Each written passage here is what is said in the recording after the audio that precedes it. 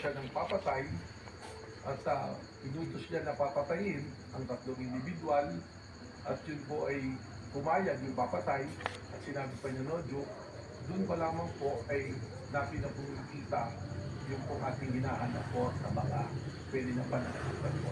Well, as an appointed government, as a law, hindi ko sinabi niya, kung papatayin ako, eto yung tatlong papatayin mo.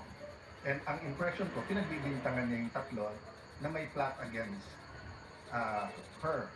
So, yun ang tanong ko dun sa two previous NBI directors. If you're gonna believe that she contracted or talked to, may kausap, no? Siya, if you're gonna believe that may kausap siya, papapatay yung tatlo, will you not believe the previous nung sinabi niyang kung ako naman ang papatayin? Hindi po ganun, sapagkat ang tinignan na po natin ay yung kanyang mismong pagbabalita.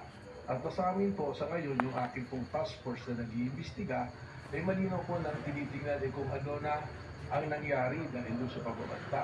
At sinasabi nga po namin, dahil po doon sa pagbabalita, ito po yung umabot na Joke, no joke.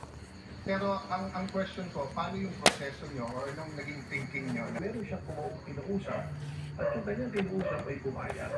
Yung po kanyang sinasabi na kung papatayin ako, NBI director and the NBI can investigate, did you say all crimes or more crimes? lahat po ng mga pumapasok sa amin na mga krimen ay amin po